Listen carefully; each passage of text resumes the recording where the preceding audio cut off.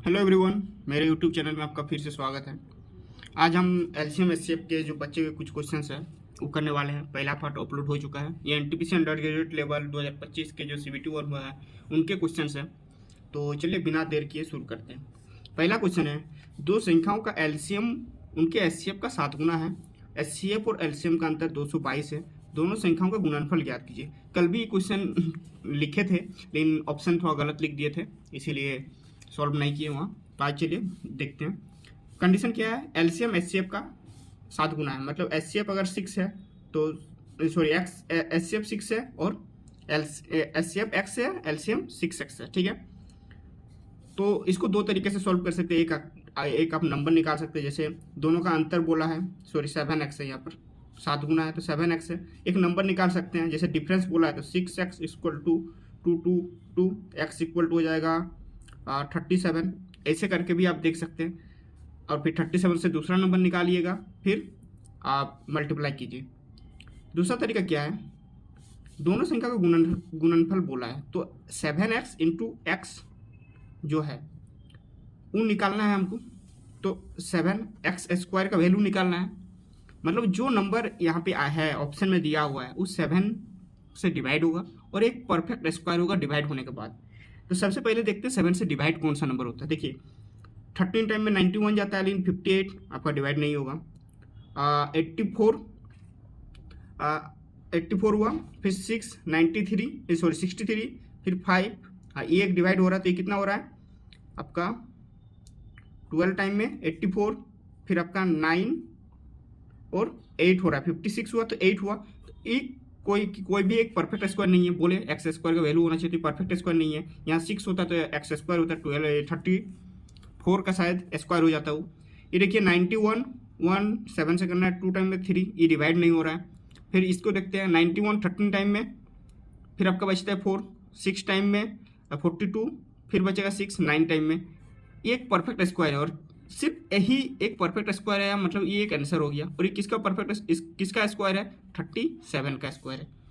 ठीक है, तो आपका ये आंसर हो गया। या फिर दूसरा तरीका, इसके थ्रू भी आप जाके निकाल सकते हैं जो लंबा पड़ेगा। तो हम लोग एग्जाम में क्या करना है वो देखते हैं। तो एग्जाम में सीधा ऑप्शन के थ्रू सॉल्व करना है। नेक्स्ट क्वेश्चन, वो सबसे बड़ी 6 अंक की संख्या कौन सी है जो 3 5 7 9 से विभाजित करने पे 1 3 5 7 शेष बचते हैं। तो बोला जा रहा है अगर 3 से डिवाइड करें तो 1 बचना चाहिए।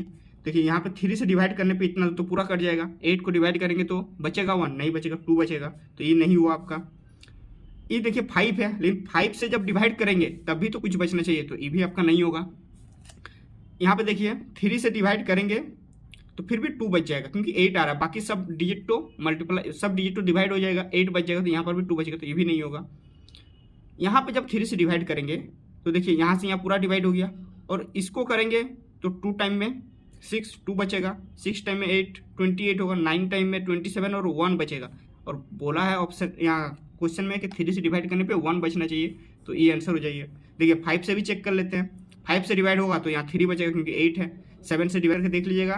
9 से डिवाइड करेंगे तो 7 बचना चाहिए।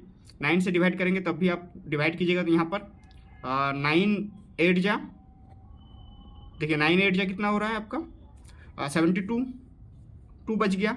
9 3 जा 7, सॉरी 9 3 जा 27, तो 1 बच रहा है। तो या तो 1 बचे या फिर इधर 7 बचे, पूरा कीजिएगा तो 7 ही आ जाएगा।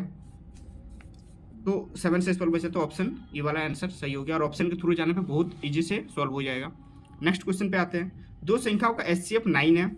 दोनों संख्याओं का गुणनफल 8100 या 8100 है। कितने युग्म दी गई शर्तों को संतुष्ट करते हैं।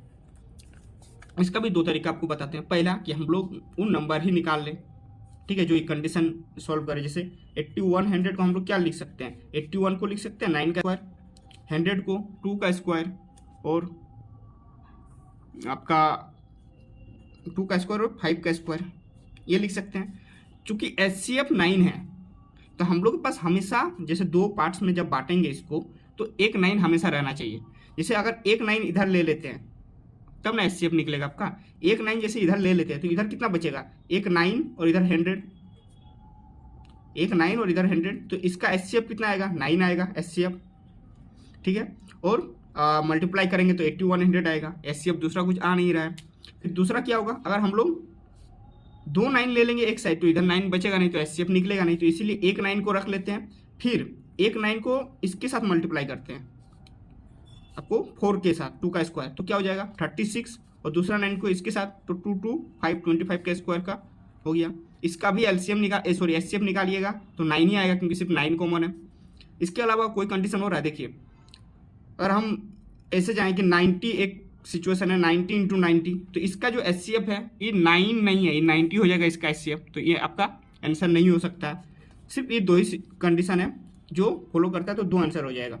दूसरा क्या है कि मान के चलते हैं 2 नंबर है A और B, तो पहला नंबर हो गया 9 है, दूसरा नंबर हो गया 9B। ये ऑब्वियस बात है, HCF है तो HCF के साथ मल्टीप्लाई करके वो नंबर आ जाता है। LCM HCF का बेसिक्स पढ़े हैं तो उसमें ये चीज़ सिखाया जाता है शुरू में। फिर बोल रहा है दोनों को मल्टीप्लाई करेंगे तो आपका क्या होगा 81 AB इक्वल टू 8100, तो A इंटू B क्या हो जाएगा आपका 100।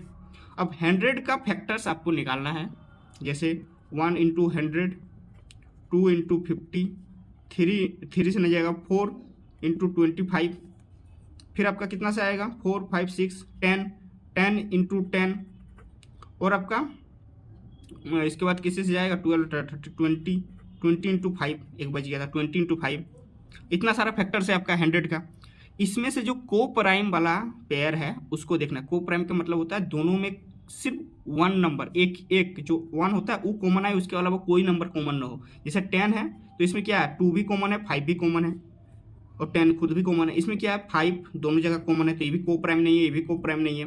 4 और 25 देखिए ये दोनों में कुछ भी कॉमन नहीं है, सिर्फ 1 कॉमन है, तो ये एक पेयर हो गया। 2 और 50 में 2 है तो दोनों में 2 कॉमन हो गया, तो इसको नहीं लेंगे। 1 और 100 ये दूसरा पेयर।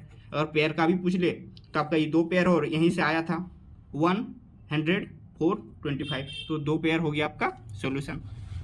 अगर वीडियो अच्छा लग रहा हो तो प्लीज़ लाइक कर दीजिएगा। नेक्स्ट क्वेश्चन है, 2 स्कूल की घंटियाँ 36 मिनट और 45 मिनट के अंतराल पर बजती है। यदि दोनों घंटियाँ 9 AM पर एक साथ बजती है तो फिर कब एक साथ बजेगी।